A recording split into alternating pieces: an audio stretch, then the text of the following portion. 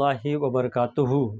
मैं मोहम्मद अतीउल्लाह आप तमाम साथियों का खैर मक़दम करता हूँ, इस्तक़बाल करता हूँ, वेलकम करता हूँ, स्वागत करता हूँ आपके अपने ही पसंदीदा यूट्यूब चैनल परफेक्ट उर्दू पर। जैसा कि हमने पिछले वीडियो में आपको जो है बताया था, पर्सनल प्रोनाउन के बारे में बताया था, तो उस पर्सनल प्रोनाउन को एक बार हम रिवीज़न करेंगे। तो एक बार हम जो रिवीज़न करेंगे तो हमें ये फ़ायदा होगा कि जो पिछली जो हमने सबक पढ़ी है और लेसन को पढ़ा है वो एक बार जो है याद ताज़ा हो जाएगी और साथ साथ जो है अगला सबक और लेसन जो है समझना बिल्कुल आसान होगा। पर्सनल प्रोनाउन पुरुषवाचक सर्वनाम। हिंदी क्या है? पुरुषवाचक सर्वनाम। उर्दू ज़मीरे शख्सी या ज़मीरे मुतलक। उर्दू में सबसे पहले परिभाषा जानेंगे, तारीफ़ जानेंगे। ज़मीरे शख्सी या ज़मीरे मुतलक उस ज़मीर को कहते हैं जो किसी शख्स, जगह या चीज़ के बदले में आने वाले लफ्ज़ को ज़मीर शख्सी या ज़मीर मुतलक कहते हैं। जैसे कि ज़ैद ने कहा कि वो बाज़ार नहीं जाएगा, तो इसमें जो वह जो आया है वो ज़मीर शख्सी या ज़मीर मुतलक है। इसी तरह से ज़मीर शख्सी की 3 किस्में या अक़साम हैं। असल में किस्मुन के जमा अक़साम कहिए या किस्में भी कहिए, दोनों कह सकते हैं। तो पहला नंबर हमारा जो है ज़मीर मुतलक, ज़मीर मुतकल्लिम। पहला नंबर ज़मीर मुतकल्लिम, दूसरा नंबर ज़मीर मुखातिब या हाजिर, तीसरा नंबर ज़मीर गायब। तो एक एक करके हम परिभाषा को देखेंगे और समझेंगे। ज़मीर मुतकल्लिम, ये ज़मीर ऐसे शख्स के लिए इस्तेमाल होती है जो खुद कलाम कर रहा हो या बात कर रहा हो, जैसे मैं या हम सब। इसी तरह से ज़मीर मुखातिब या ज़मीर हाजिर, ये दोनों कह सकते हैं।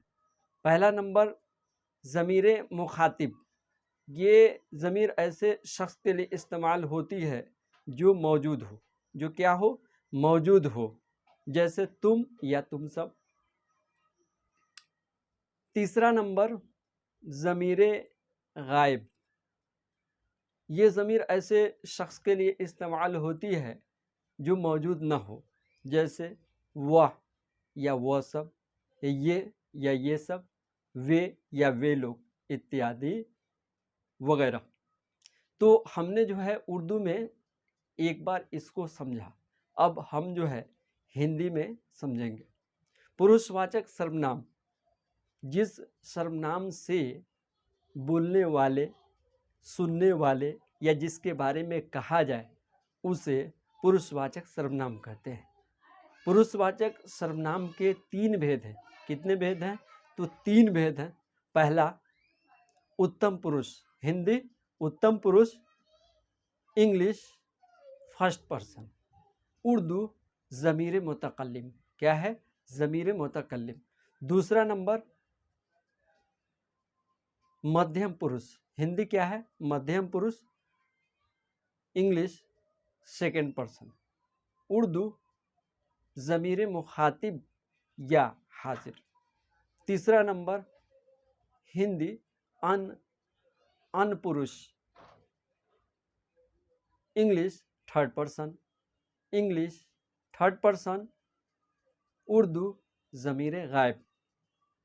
जब हमने जो है यहाँ पर तीनों को एक साथ बताया ताकि आपको जो है समझना आसान हो कि उर्दू में इसको ये कहेंगे, इंग्लिश में ये कहेंगे और साथ साथ हिंदी में ये कहेंगे। अब एक एक करके परिभाषा हम समझ रहे हैं।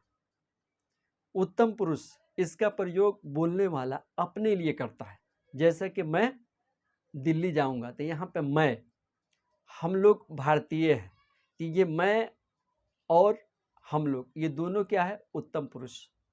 इसी तरह से मध्यम पुरुष, इसका प्रयोग सुनने वाले, इसका प्रयोग सुनने वाले के लिए किया जाता है। किसके लिए? तो सुनने वाले के लिए किया जाता है, जैसे तुम या तुम लोग। तीसरा नंबर अनपुरुष, वह या वे, उसका, उसके, आदि या इत्यादि, आदि या इत्यादि अनपुरुष कहलाते हैं। बोलने वाला दूसरे के लिए इसका प्रयोग करता है। जब हम जो है उर्दू में और हिंदी में ये दोनों लैंग्वेज में समझ गए, तब उसके बाद से हम समझेंगे इंग्लिश में समझेंगे। इंग्लिश में समझेंगे personal pronoun, a pronoun which is use for a person male और female is called a personal pronoun. Personal pronoun have got 3 persons. The first person, the speaker is regarded the first person as I, we, as I, we. The second person, the listener is regarded the second person, you, yours. The third person,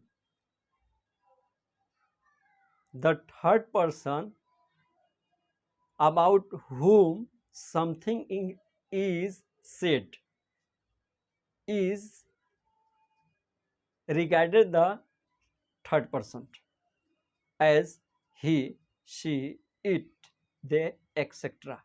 जब हमने जो पिछले video को एक एक बात को हमने समझा है और एक एक बात हमने जाना है, तो हमारा जो अगला जो वीडियो होगा वो हमारा अगला वीडियो जो है पॉसेसिव, इसको क्या पढ़ेंगे? पजेसिव प्रोनाउन, इसको हम क्या पढ़ेंगे? पजेसिव प्रोनाउन पढ़ेंगे। इसका हिंदी जो है अधिकारवाचक सर्वनाम हुआ और इसका उर्दू जो हुआ हामले ज़मीर। इसका उर्दू क्या हुआ? हामले ज़मीर हो गया। अब रहा कि हामले ज़मीर उस ज़मीर को कहते हैं जिस ज़मीर का इस्तेमाल कब्ज़ा या मिल्कियत दिखाने के लिए किया जाता है, उसे हामले ज़मीर कहते हैं। किसको कहते हैं? यानी कब्ज़ा जमाने के लिए और साथ साथ उस पर मिल्कियत दिखाने के लिए किया जाता है, उसको हामले ज़मीर कहते हैं। जैसे मेरा, मेरी, मेरे, हमारा, हमारी, हमारे, तुम्हारा, तुम्हारी, तुम्हारा, उसका, उसकी, उसके। ये उसका, उसकी हमने लिखा है, इसका मतलब ये हुआ, ये क्या हुआ? हिज। ये किसके लिए आता है? ये पॉजेसिव प्रोनाउन है और इसका ही का ही पॉजेसिव प्रोनाउन है। इसी तरह से उसका, उसकी, उसके यहाँ पर भी लिखा है। ये सी का क्या है? पॉजेसिव प्रोनाउन है। उनका, उनकी और उनके, ये दियर का पॉजेसिव प्रोनाउन है। जब उर्दू में हमने जो है इस बात को समझ लिया, तो अब उसके बाद से हिंदी में समझेंगे अधिकारवाचक सर्वनाम। जिस सर्वनाम का प्रयोग अधिकार दिखाने के लिए किया जाता है उसे हम क्या कहते हैं? अधिकारवाचक सर्वनाम कहते हैं। जैसे मेरा, मेरी, मेरे, हमारा, हमारी, हमारे, तुम्हारा, तुम्हारी, तुम्हारे, उसका, उसकी, उसके, उनका, उनकी, उनके आदि ये सब हो सकते हैं। इसी तरह से पजेसिव प्रोनाउन जो है हमारा इंग्लिश में हुआ the pronoun which is use to show possession. ये क्या पढ़ेंगे? Possession is called possessive pronoun. अब रहा कि हमने जो है उदाहरण में आई का माइन हो गया, वी का आवर्स हो गया, यू का योर्स हो गया, ही का हिस हो गया, शी का हर्स हो गया, हर, इट का इट्स हो गया। तो हमने कुछ उदाहरण लिखा है समझने के लिए ताकि और भी बात क्लियर हो जाए। यहाँ पर देख सकते दिस बुक इज माइन। तो ये माइन हमारा क्या है? ये माइन हमारा जो है पजेसिव प्रोनाउन है। इसी तरह से यहाँ पे अधिकार हम ये दिखा रहे हैं कि यह किताब क्या है? मेरी है। दिस बुक इज माइन, यह किताब मेरी है, तो ये अधिकार हो रहा है। दैट बुक इज योर्स, यह वह किताब क्या है? वह किताब तुम्हारी है, तो ये क्या हुआ? पजेसिव प्रोनाउन हुआ। इसी तरह से दीज आर आवर्स, ये हमारा है, ये भी यहाँ पर हम अधिकार दिखा रहे हैं। इसी तरह दिस साड़ी इज हर, यह साड़ी किसकी है? उसकी है, यानी उसकी अधिकार है। हमारा अधिकार इस साड़ी पर नहीं है बल्कि उस औरत की साड़ी है जो उसको अधिकार है। इसी तरह से हमने जो है यहाँ पर लिखा है, आप देख सकते हैं दिस इज हीज कार, यह उसकी कार है। तो यहाँ पर हमारा क्या है? पजेसिव एडजेक्टिव है। यहाँ पर क्या है? पजेसिव एडजेक्टिव है। दिस कार इज हीज, यहाँ पे क्या है? तो यहाँ पर यह है पजेसिव प्रोनाउन है। तो यहाँ देख सकते हैं अलग अलग, यहाँ पर नाउन के पहले आया तो पजेसिव एडजेक्टिव हो गया और यहाँ पे नाउन के यानी हेल्पिंग वर्ब के बाद आए तो यहाँ हमारा पॉजेसिव प्रोनाउन हो गया। इसी तरह से हम जो है ये हमारा वीडियो नंबर 15 है। अगला हमारा वीडियो नंबर 16 होगा, वीडियो नंबर 16 होगा। और 16 में हम पढ़ेंगे रिफ्लेक्सिव। क्या पढ़ेंगे? Reflexive pronoun. क्या पढ़ेंगे? Reflexive pronoun.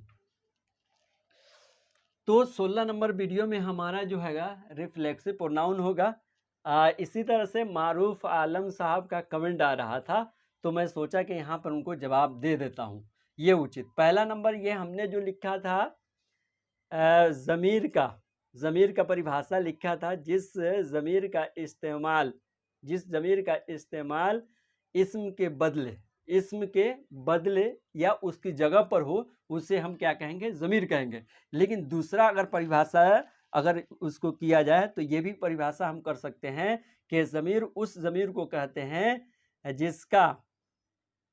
जिसका इस्तेमाल नाउन के बदले में इस्म के बदले में आने वाले लफ्ज़ को ज़मीर कहते हैं। क्या बोलेंगे? तो इस्म के बदले में आने वाले लफ्ज़ को हम क्या बोलेंगे? ज़मीर बोलेंगे। और वहाँ पर हमने क्या बताया था? जिस ज़मीर का इस्तेमाल इस्म के बदले हो या उसकी जगह पर हो, उसे हम क्या बोलेंगे? तो उसे हम बोलेंगे इसमें ज़मीर बोलेंगे।